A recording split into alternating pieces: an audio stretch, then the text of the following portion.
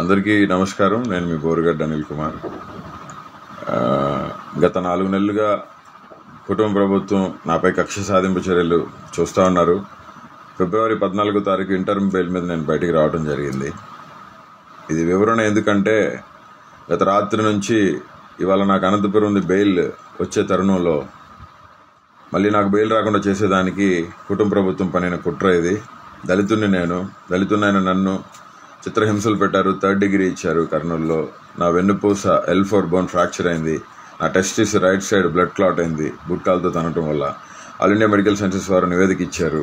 ఆ నివేదికను కోర్టు వారికి సబ్మిట్ చేశాం, హైకోర్టు వారికి.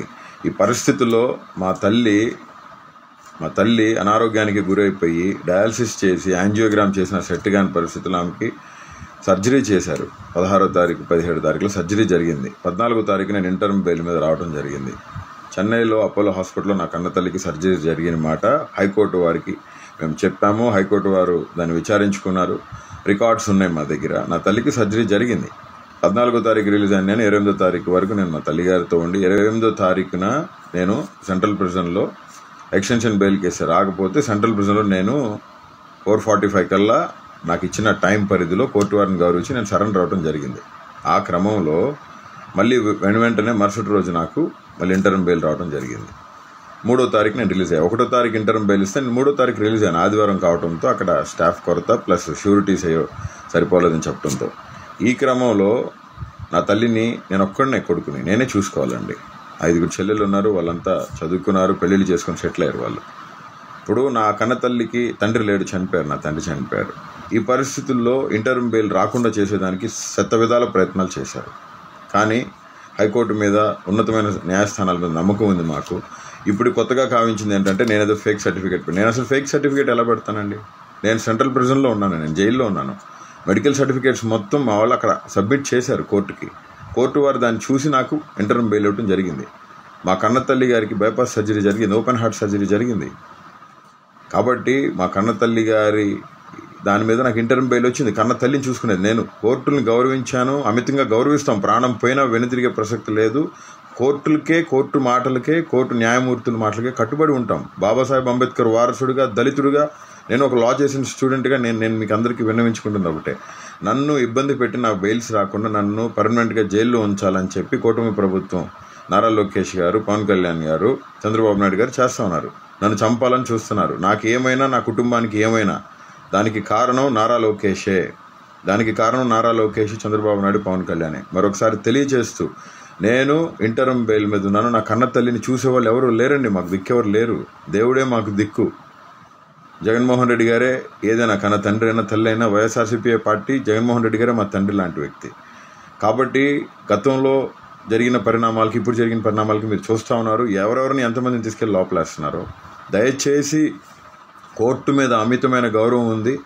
నా మీద తప్పుడు ఆరోపణలు చేస్తున్నారని నేను ఈ వీడియో రిలీజ్ చేస్తూ ఉన్నాను. కంటతడి పెట్టుకుంటూ నేను ఈ వీడియో రిలీజ్ చేస్తూ ఉన్నానండి. ఈ పరిస్థితులు పగడికి కూడా రాకూడదని చెప్పి. నా కన్న తల్లికి ఓపెన్ హార్ట్ సర్జరీ అయిందండి. నా కన్న తల్లి దిగులుతో, మనోవేదంతో ఆవిడ స్టిచెస్ కూడా విప్పించుకోలేని పరిస్థితి. నన్ను చూసిన తర్వాతే ఆవిడ స్టిచెస్ అన్ని విప్పించుకోవడం జరిగింది. ఆవిడ ఇప్పుడిప్పుడే కోలుకుంటా ఉన్నారు. నా కన్న తల్లికి నా అవసరం ఉందండి. నా మాతృమూర్తికి నా అవసరం ఉంది, నాకు జన్మనిచ్చిన తల్లి. కాబట్టి కోర్టు వారు దీన్ని పరిగణలోకి తీసుకొని న్యాయం చేయాలని, మెడికల్ రికార్డ్స్ మొత్తం కూడా నా తల్లికి సర్జరీ జరిగిన మాట వాస్తవం, నా తల్లి మనోవేదంతో ఉన్నమాట వాస్తవం, నా తల్లికి నా అవసరం ఉన్నమాట వాస్తవం. హ్యుమానిటేరియన్ గ్రౌండ్స్లో కోర్టు వారు అన్ని రికార్డ్స్ పరిశీలించి నాకు ఇంటర్మ్ బెయిల్ ఇవ్వడం జరిగింది. దీన్ని తప్పుదో పట్టించడానికి ఆంధ్రప్రదేశ్ పోలీస్ యంత్రాంగం మొత్తం ట్రై చేస్తూ ఉంది. అనంతపురం సిఐ సాయినాథ్ గారు ఇదే పనిలో ఉన్నారు. చాలా ఇబ్బందులు పెట్టారు నన్ను, చాలా చిత్రహింసలకు గురి చేశారు ఆయన. బెయిల్ రాకుండా 311 సెక్షన్ నా మీద పెడతాం జరిగింది. 311 సెక్షన్ నాకు ఆప్ట్ అవుదండి. As per the given constitutional rule నాకు అసలు ఆప్ట్ అవునే అవుతుంది. దయతో కోర్టు వారు కూడా దీన్ని పరిగణలోకి తీసుకొని, నేను ఎటువంటి తప్పు చేయలేదండి. నేను ఎటువంటి తప్పు చేసినా కానీ మీరు ఏం చెప్తే నేను చేసేదానికి సిద్ధంగా ఉన్నానని చెప్పి తెలియచేస్తూ, నా తల్లి దగ్గర నేను ఉండటం జరిగింది. నా కన్న తల్లి చెన్నైలో నేను ఉండి మా అమ్మని చూసుకుంటా ఉన్నాను. కాబట్టి ఈ పరిస్థితుల నుంచి మీరు దయచేసి అందరూ కూడా ఈ పరిస్థితులు ఎవరికి రాకూడదండి. నేను మనస్ఫూర్తిగా కోరుతున్నా, పగలొక్కటి ఈ పరిస్థితులు రాకూడదని చెప్పి తెలియజేస్తూ, మా మీద, నా కుటుంబం మీద చంపాలనే ప్రయత్నాలు ఉన్నాయి. దానికి కారణం నారా లోకేష్, చంద్రబాబు నాయుడు గారు, పవన్ కళ్యాణ్ గారే, కుటుంబ ప్రభుత్వం.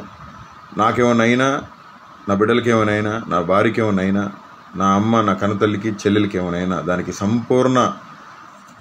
సంపూర్ణ జవాబుదారి కానీ దాని కారకులు కానీ చంద్రబాబు నాయుడు గారు, ఆయన కొడుకు నారా లోకేష్, రెడ్ బుక్ రాజ్యాంగం అధినేత ఆయన ప్లస్ పవన్ కళ్యాణ్ గారు అని మనస్ఫూర్తిగా తెలియజేస్తూ, కోర్టు ధిక్కరణ ఎప్పుడు బోరుగడ్డ అనిల్ కుమార్ చేయడండి. అవసరమైతే ప్రాణం వదిలేస్తాను. కోర్టు ధిక్కరణ చేసే వ్యక్తిని కాదు. నా మనుషులను కూడా టార్గెట్ చేసి నాకెవరూ సాయం చేయకుండా ఉండాలని చెప్పి వాళ్ళ ప్రయత్నం ఇది. దయతో కోర్టు వారు కూడా పరిశీలించి ఈ తప్పుడు ఆరోపణలన్నిటిని కూడా కొట్టివేయాలని చెప్పి, నా కన్నతల్లిని చూసుకునేదానికి అవకాశం కల్పించాలని చెప్పి మనస్ఫూర్తిగా కోరుకుంటూ నేను మీ బోరుగడ్డ అనిల్ కుమార్. Thank you.